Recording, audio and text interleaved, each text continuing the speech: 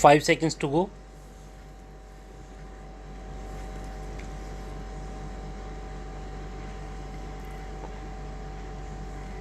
Start.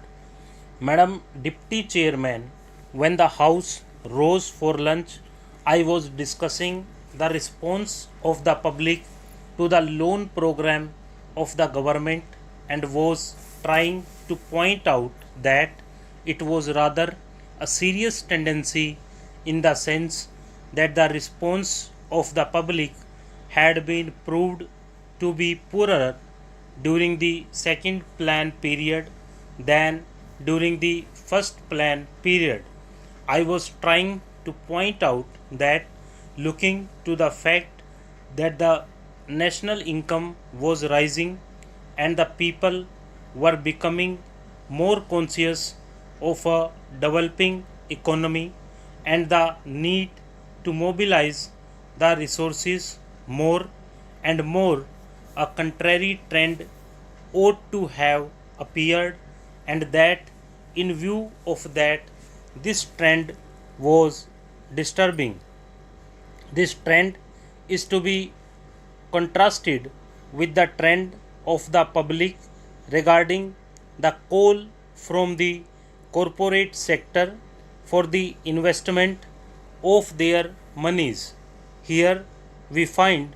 that the shares of some of the new companies or of the old companies that are issuing new shares are oversubscribed at times to the extent of 15 times the capital that has been asked for by the companies. So, here are two pictures. One, the picture of the government asking the public to subscribe to the public loans, and the other, the picture of the response of the public to the corporate sector demanding investments from the public. While on the one hand there is an enthusiastic response to the demand from the corporate sector, on the other there is a very poor response as far as the loan program of the government is concerned. This is a matter of some concern, and I feel that the government should pay more attention than just exhorting the people to save more and to hand over their savings to the government, as the Honorable Finance Minister has done more than once. If it would have been merely a question of rediverting the money that is coming from the corporate sector to the public exchequer in the form of loans, perhaps the matter would not have been so serious. Then it would have been just a question of reallocation of the functions between the public sector and the private sector. But I feel that there is a large amount of money which is just changing to some lucrative channel, and that explains why the response to the demand from the corporate sector is 15 times. This shows that 14 times that particular capital is not required by that company, and if there had been some adequate step or measure whereby originally that money could have gone to the public exchequer, to that extent there would not have been any disappointment to the people who wanted shares but who did not get them, and disappointment to the public exchequer by not getting the response which it ought to have got. That, to my mind, leads to the question of the pattern of the rate of interest in a developing economy, and especially in view of the fact that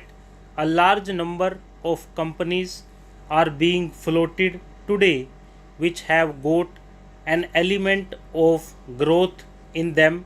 thereby attracting so much capital towards them. The government of India will have to take into consideration the question of the rate pattern of interest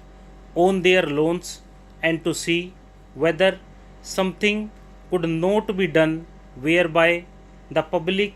will be attracted to a large extent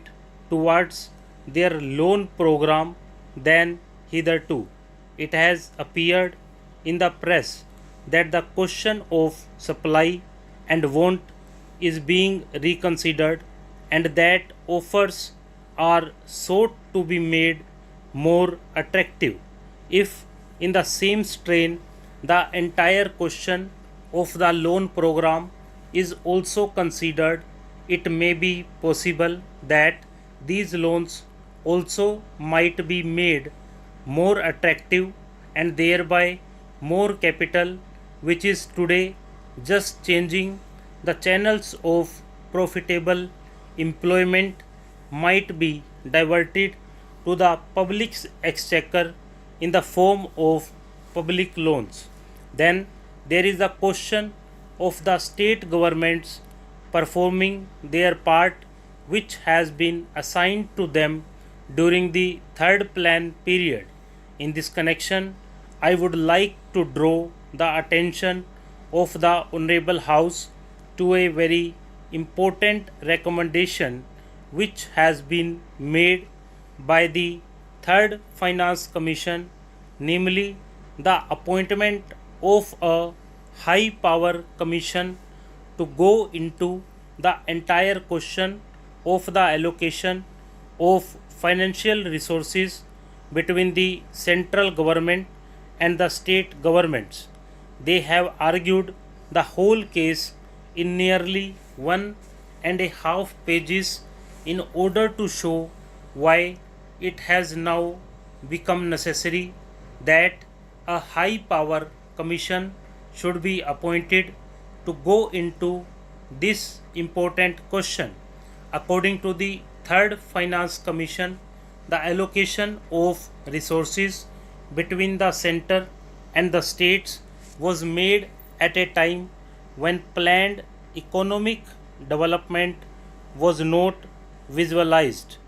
When the constitution was framed, the development of the public sector, the new responsibilities which the states were going to assume, and a plan era were not properly visualized, and it was under these conditions that these allocations were being made. Stop.